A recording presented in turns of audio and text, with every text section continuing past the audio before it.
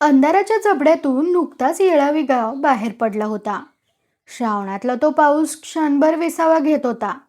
घरांच्या कौलावरचे पाणी हळूहळू झिरपत वळचणीकडे सरकत होते आणि झाडांच्या पानावर बसून झोके घेणारे पाण्याचे थेंब शेवटी धरणीवर आपटत होते.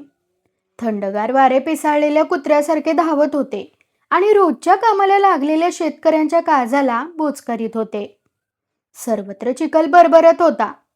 मारुतीच्या देवळा शेजारी असलेल्या तालमीत पहिल्या कोंबड्यापासून मेहनत करून येताळा नुकताच बाहेर ओट्यावर येऊन उभा राहिला होता. श्रमदानाने साकार झालेली सडक तालमी पुढून पानवट्याला गेली होती. त्या सडकेनं पाण्याला जाणाऱ्या स्त्रियांना तो निहाळत होता. देवळापुढच्या अंगणातच पाण्याचा उकिरडा ओकाऱ्या देत होता. त्यात कैकड्यांची 2 डुकरं रोंदळत होती. त्यांना पाहून येताळा संतापला होता. एवढ्यात एक पुष्ट गाढव तालमीपुढे येऊन मंदगतीनं चावडीच्या रोकानं निघालं. त्याला पाहून येताळाने एक शिवी दिली. इतक्यात भिवा ठोंबरी येऊन दबक्या स्वरात म्हणाला, येताळ्या, शेळक्याची माणसं तुला मारणार आहे ती, जरा जपूनच. हे ऐकून येताळ्या बिथरून म्हणाला, मला मारणाऱ्याच्या पोटात 5 काळजं पाहिजेत. या म्हणाव लेको, एका सवनं 12 माणूस मारीन तरच नावाचा येताळ्या. असं म्हणून त्यानं गरकन गर्दन फिरवली आणि एखाद्या वळूप्रमाणे शांतपणे तो घराकडे निघाला. येताळ्याने तांबड मातीत मेंचटलेल्या टॉवेलनं आपल्या टाळूची आणि हनुवटीची पेंड बांधली होती. त्या टॉवेलातून त्याची टाळू घोड्याच्या टाळूसारखी कपाळावर आली होती. त्याचं लहानसं कपाळ, फपटं नाक, गुबगुबीत गाल, सर्व काही तांबड मातीनं लडबडलेलं होतं. त्याच्या त्या धिप्पड देहावर त्याचं डोकं अगदीच लहान दिसत होतं. त्याचा पिंगळ्यासारखा दिसणारा चेहरा आज किंचित उग्र भासत होता. त्याचे ते वाटोळे बटबटीत डोळे उगीच फिरत होते. आपले दात नसलेले तोंड घट्ट मिटून, नाक फेंदारून तो शून्यात पाहत होता. पंजे आखडल्यामुळे त्याच्या भरदार पोटऱ्या बाभळीच्या खोडासारख्या दिसत होत्या. त्याच्या काळ्या रंगावर तांबड्या मातीचे थर बसवल्यामुळे तो चिखलातून रेडा उठावा तसा दिसत होता. त्यानं अंगात दणकं घातलं होतं आणि आपली प्रचंड छाती पुढं काढली होती. त्याच्या हातात शुभ्र कुऱ्हाड चमकत होती. तिच्याकडे तो समाधानपूर्वक पाहत होता. शेळके मारामारीला येणार ही बातमी ऐकून तो बैचेन होण्याऐवजी बेफिकीर झाला होता. तो मुसमुसत चालला होता. पुढून येणारी माणसं त्याला पाहून बिचकून उडी मारीत आणि बगल देत होती. मात्र त्याच्याकडे येताळ्याचे मुळीच लक्ष नव्हते. येळावीत येताळ्याचा भलताच दरारा होता. लोक त्याला भीत होते. गावात, बाजारात, जत्रेत, कुस्त्यांच्या फडात, तमाशात सर्वच ठिकाणी येताळ्याची ती कुऱ्हाड चमकत असे. गावात जरा जरी गडबड झाली तरी येताळ्या पुढं असायचा आणि 12 माणसं ठार करण्याचा तो आपला निर्धार सांगून टाकायचा. त्याच्या बोलण्याला, बळाला, वर्तनाला गावात तुलना नव्हती. परंतु त्याची घरची स्थिती तशी नव्हती. 2 बैल, 1 म्हैस, 4 एकर जमीन, 4 अकनी घर, 1 म्हातारी आई, असा त्याचा प्रपंच बेताचाच होता. परंतु येताळ्या बेतात नव्हता. आजूबाजूला बाया दिसल्या की त्याचा पाय जमिनीवर ठरत नसे. काहीतरी अचाट कर्म करून स्त्रियांना दिपवण्यासाठी तो जीवाचे रान करी. स्त्रियांनी आपल्याकडे मोहित होऊन जीव टाकावा अशी त्याची फार मोठी इच्छा होती. एकदा एका लग्नात बऱ्याच देखण्या पोरी आल्या. त्यांना पाहून येताळ्याला चेव आला. तो बेभान झाला. त्या पोरींना बळ दाखवण्यासाठी त्यानं पाण्याने भरलेली घागर आणून ती दातानं उचलली. सर्व वराडी मंडळी हैराण झाली. त्या पोरी आश्चर्यानं थक्क झाल्या. पण येताळ्याच्या दैवानं दगा दिला. त्याच्या सर्व दातांचा चुरडा उडून ती घागर खाली पडली आणि त्याच्या मूळच्या कुरूपतेत भर पडून तो कायमचा बोळका झाला. त्या दिवसापासून तो आपले बेल्ट्यासारखे तोंड घेऊन फिरू लागला. जरी त्यावेळी त्याची बचाई मोडली होती तरी त्याची खोड मात्र मुळीच मोडली नव्हती. लोक त्याला रानगा या टोपण नावाने ओळखीत, पण त्याच्या तोंडावर त्याला येताळा म्हणत. श्रावणी पाऊस पिंजलेल्या कापसाप्रमाणे भुरभुरत होता. प्रत्येक झुडपाला नव्हती आली होती. जिकडं तिकडं फुलं हसत होती. कैक घरावर भोपळीच्या वेलांनी पाय पसरले होते. त्यांनी कौलं झाकली होती. पाळण्यात मूल झोपावे तसे हिरव्यागार पाण्यात पिवळे भोपळे लोळत होते. शेतकरी आपली रोजची कामं आटोपून रानात जात होते. पेठेतले दुकानदार दुकानाच्या फळ्या बाजूला सरकवून गिरायकाची वाट पाहत बसले होते. येताळ्या पाराखाली आला तेव्हा 2 कुत्री एकमेकांना छेलमडण्याचा खेळ खेळत होती. त्यांना पाहून त्याने डोळे वटारले. तो उभा राहिला. पुढून म्हातारा बंडू साळी येत होता.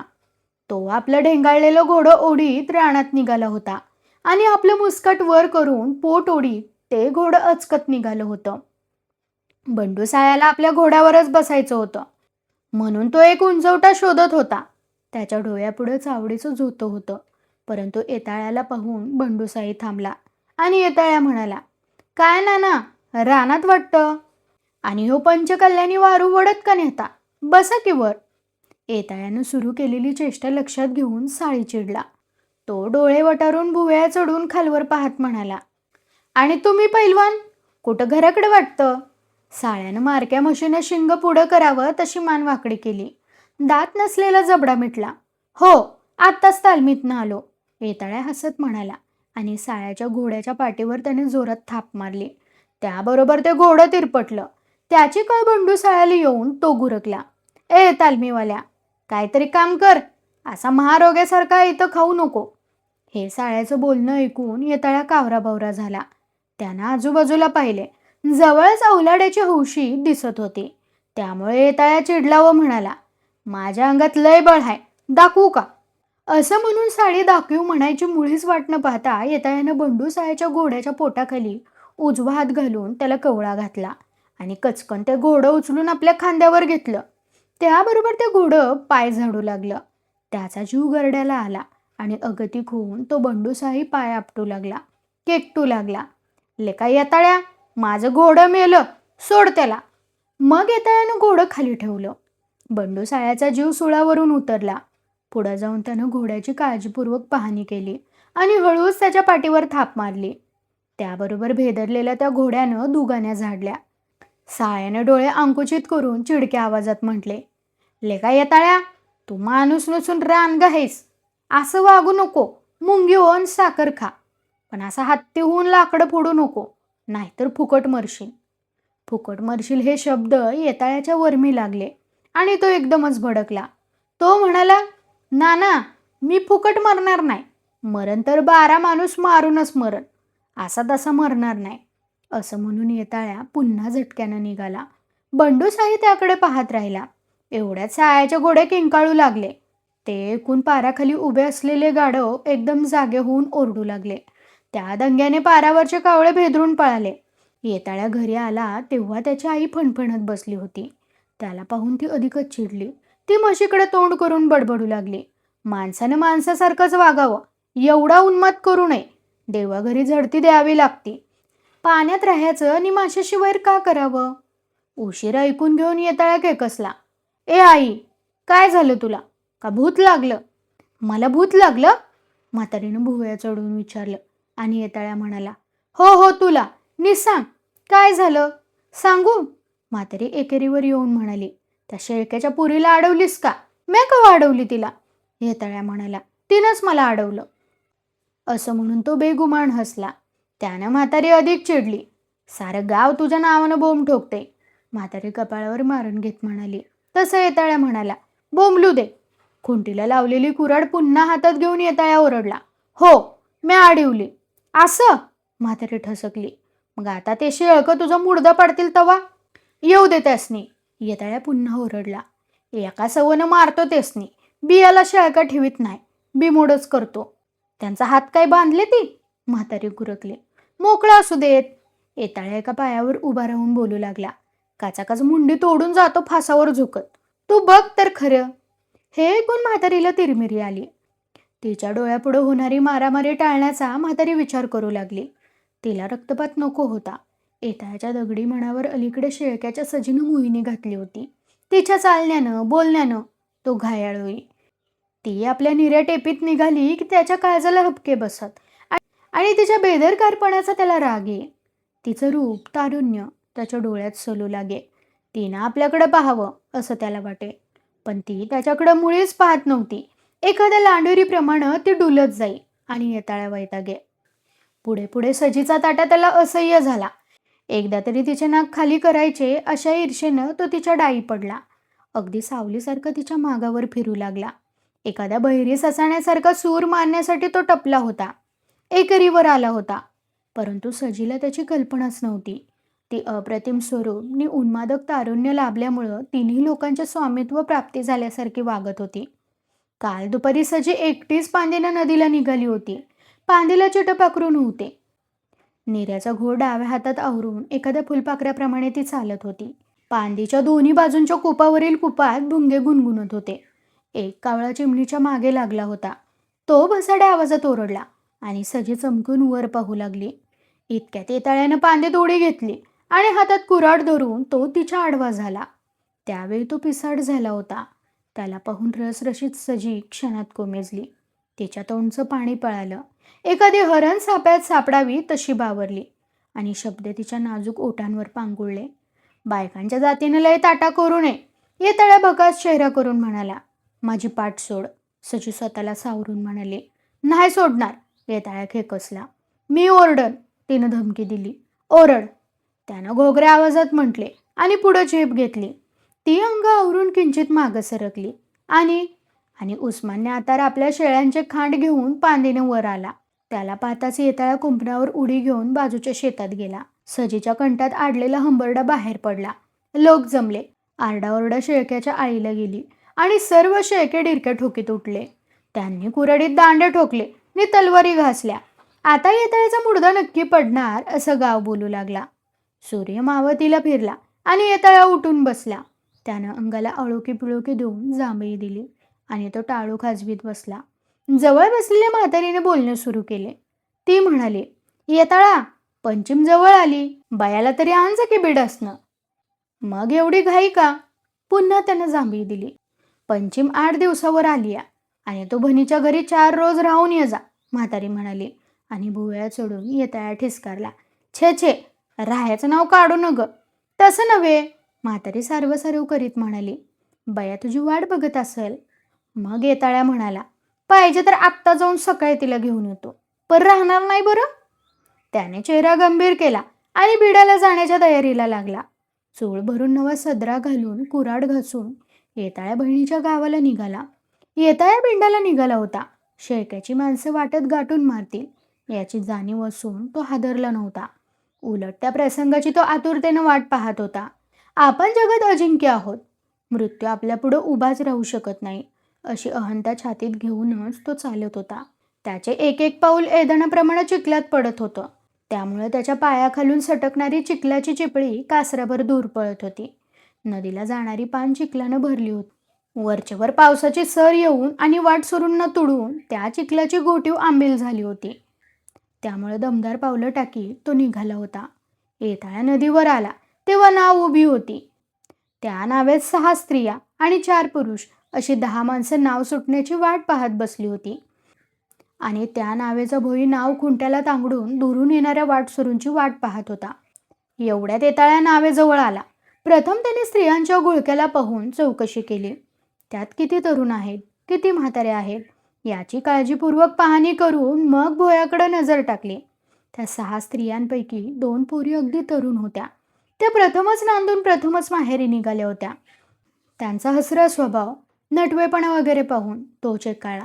त्यानं दणकन नावेत उडी घेतली. नाव डगमगली आणि आत बसलेली माणसं उलतीपालती झाली. भोई खाली पडून पुन्हा उठून म्हणाला, ए माणूस आहेस का रानगा? हे ऐकून येताळ्या खजील झाला. तो काही न बोलता एका कोपऱ्यात बसला. कोलमडून पडलेली माणसं त्याच्याकडे मारक्या नजरेनं पाहत नीड बसली. तोंडातल्या तोंडात पुटपुटले. नाव कवं सुटणार? कुऱ्हाडीच्या दांडेनं नाव्याच्या फळीवर ताल धरीत येताळ्याने विचारलं. का? लय घाई झाली वाटतं, भोई दरडावणीच्या स्वरात म्हणाला. यावर येताळ्या काहीच बोलला नाही. हा हडकुळी लंगोटी लावलेला म्हातारा आपणाला भीत कसा नाही याचा तो विचार करू लागला. त्याला त्याचे नवल वाटले. मग त्याने हळूच त्या बायांच्या घोळक्यात पाहिलं. त्यावेळी त्या 2 पोरी त्याच्याकडे पाहत असलेल्या दिसल्या. त्याच्या चेहऱ्यावर आश्चर्याचा भाव दिसत होता. येताळ्याची नजर त्यांच्याकडे वळताच त्या पोरींनी स्वतःच्या नजरा बेमालूम दुसरीकडे वळवल्या. ते पाहून येताळ्याला हायसे वाटले. तो त्या पुरुष मंडळींना म्हणाला, या की तंबाखू खाया. दात हायती का? भोयानं टोला मारला आणि स्त्रियांकडच्या बाजूला हास्याची लाट उसळली. येताळ्या हिरमुसला पण लगेच गंभीर झाला. त्याच्या चेहऱ्यावर रागाची छटा तरळली. त्याबरोबर भोयानं आपल्या बोलण्याचे सुकानू वळवून बोलण्याचा रोग बदलला.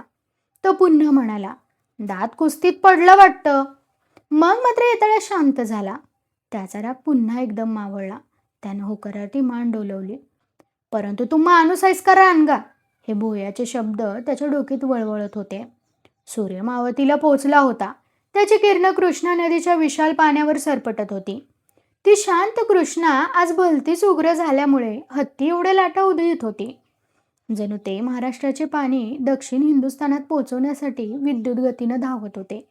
सर्व चैतन्य एकत्र येऊन ते नाचत असल्याचा भास होत होता. त्या पाण्यावर दृष्टी ठरत नव्हती. चपळता यापुढे लुळी झाली होती.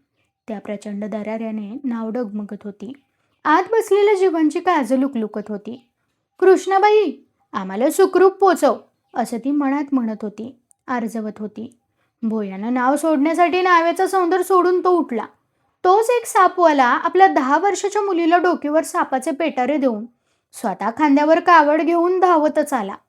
भोयाने त्याचे सामान व त्याला नावेत घेऊन नावेचा समतोल राहण्यासाठी सर्व स्त्रिया एका टोकावर बसवून आणि सर्व पुरुष मंडळी एका टोकावर बसवून समतोलाची तरतूद केली आणि देवाचे नाव घेऊन नाव लुटली. नाव झरझर झरझर तरंगत निघाली. भोई नाव हाकू लागला. त्याने पाण्याचा ओढ पाहून आपल्या नावेला गती दिली. त्या बलशाली पाण्याला चकवीत, लाटांचा छेद करीत 13 माणसांचे प्राण स्वतःच्या मुठीत घेऊन तो निघाला. महापुराशी त्याने एक प्रकारचं युद्धच आरंभलं होतं. तो लढत होता. त्याची नजर पुढे होती. कुठे भोवरा आहे, कुठं पाणी आहे, कुठं गाळ आहे, याची त्याला माहिती होती. मुख्य धारेचा छेद अजून पुढे होता. तो काटत असता त्याला 2 मैल खाली भटकत जावं लागणार होतं. म्हणून तो शिकस्त करीत होता. त्याचं सर्व लक्ष धारेकडे होतं. परंतु येतायाचे लक्ष सापवाल्याच्या त्या पेटाऱ्याकडे होते. तो त्या पेटाऱ्याकडे टक लावून पाहत होता. सापवाला चिलिंबर तंबाखू ओढीत होता. बाकी मंडळी गप्पा मारून करमणूक करून घेत होते. त्या 2 पोरी कुजबुजत हसत होत्या. सापांचे सर्व पेटारे येतायाच्या पुढ्यातच रचले होते. त्याच्या समोर तो सापवाला बसला होता आणि त्याची पोरगी त्याच्या मांडीवर डोके ठेवून निजली होती. सापाचे पेटारे आणि त्या पोरी यांच्यामध्ये येतायाची नजर धडपडत होती. पुष्कळ विचारांती त्याला एक कल्पना सुचली. ह्यात कसला साप आहे का, येताळ्याने विचारले आणि तंबाखूचा धूर सोडीत डोळे वटारून भुवया चढवून सापवाला म्हणाला, अस्सल नाग आहे त्यात. नाग म्हणताच त्या 2 पोरींनी माना उंचवल्या व बावरून येताळ्याच्या रोखाने त्या पाहू लागल्या. त्यामुळे येताळ्याला अधिकच चेव आला. तो हुरळून म्हणाला, मग काढ की वाईस, छेराव, नवं जनावर आहे ते. सापवाला पसरट चेहरा करून म्हणाला, सैतान आहे तो नाग, काल 2दा मला चावला. अरे मग बघू वाईस, दाखव लांबनं. येताळा गळ घालीत म्हणाला, नाही रे बाबा, उगेच गप बस. सापवाल्यानं डोळे वटारले आणि दम दिला. परंतु बायकांच्या घोळक्यात नागोबा पाहण्याची भलतीच उत्सुकता वाढली. पदरांची चाळवाचाळव झाली. बुरक्यातून डोळे गिरक्या घेऊ लागले. त्या 2 पोरींनी येतायाकडे सारखी नजर लावली. त्यामुळे त्याने त्या सापवाल्याकडे भलताच तगादा लावला. पुरुष मंडळींनी मुकसंमती दिली. सापवाला नाही म्हणत होता, येताळ्या दाखव म्हणत होता. त्या दोघांची हुज्जत लागली होती. भोई ऐकत होता. शेवटी त्याने गप्प बसा असा इशारा दिला. त्यावेळी मुख्य धारेचा छेद सुरू होत होता. भोयाला घाम फुटत होता, कारण निर्वाणीचा प्रसंग अगदी जवळ येऊन ठेपला होता. नावेची ससे होलपट व्हायचा क्षण समीप आला. परंतु साप पाण्याची येताळ्याची आतुरता वाढली होती. सापवाला आपले ऐकत नाही म्हणून त्याला राग आला होता. नाव कुठं आहे याकडे त्याचं लक्ष नव्हतं. एकाएकी त्याला एक युक्ती सुचली. त्याने सापवाल्याची नजर चुकवून आपल्या कुऱ्हाडीचा दांडा एका पेटाऱ्याच्या वरच्या ढाकणाला लावला आणि एकदम खसकून ते ढाकण उचकटले. त्याबरोबर एक प्रचंड नाग फणफणून फणा काढून क्षणात शेपटीच्या अणीवर उभा राहिला. त्याने पहिला हल्ला त्या सापवाल्यावरच केला. परंतु चपळाईने स्वतःला मागे लोटून त्याने तो वार चुकवला. त्या नागाचा विक्रा फणा पाहून येतायाची बोबडीच वळली आणि तो पाठीवर कलंडला. लगेच स्वतःला सावरून सापवाल्याने पुन्हा त्या नागावर झडप घातली. परंतु तो चपळ नाग विजेप्रमाणे सळकन निसटला. एखाद्या तलवारीच्या पात्याप्रमाणे लकलकत तो स्त्रियांकडल्या बाजूला धावला. क्षणात नावेवर हाहाकार झाला. बायांनी एक ओरड आरंभली. नावेत गोंधळ सुरू झाला. जो तो नाग नाग नाग करून ओरडू लागला आणि जीव वाचवण्यासाठी धडपडू लागला. साप आपल्याकडे येत असलेला पाहता सर्व बाया ज्या टोकांवर पुरुष मंडळी होती तिकडे धावल्या. एका क्षणात नावेचा समतोल नष्ट झाला.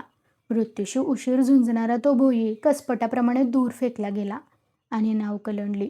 गरकन फिरून उपडी झाली. एखाद्या पाठीखाली कोंबडी डालावी तद्वत 13 माणसं डालली गेली. क्षणभरच त्यांनी जगण्यासाठी शेवटची धडपड केली. एकच किंचाळी फोडली आणि मृत्यूनं त्यांना आपल्या पोटात गडप केलं. त्यांचा मागमूस नाहीसा केला. येतायचा तो राक्षसी देह पुन्हा कोणालाच दिसला नाही. दुसऱ्या दिवशी मृताचे नातलग नदीवर येऊन आक्रोश करू लागले. त्यात येतळेची आई ऊर बडवीत म्हणाली, माझा हिरा हरपला. हे ऐकून भोयाला संताप आला. तो अगतिक होऊन त्या म्हातारी पुढे जाऊन मोठ्यानं ओरडला, हिरा नव्हता त्यो, रानगा होता. त्यानं 12 माणसांचा जीव घेतला आणि आपला 13वा दिला. असं म्हणून तो थुंकला आणि वैतागून चालू लागला. कथा कशी वाटली हे कमेंट करून सांगा. कथा आवडल्यास इतरांना शेअर करा. कथेला लाईक करा, कमेंट करा आणि चॅनलला सबस्क्राईब करायला विसरू नका.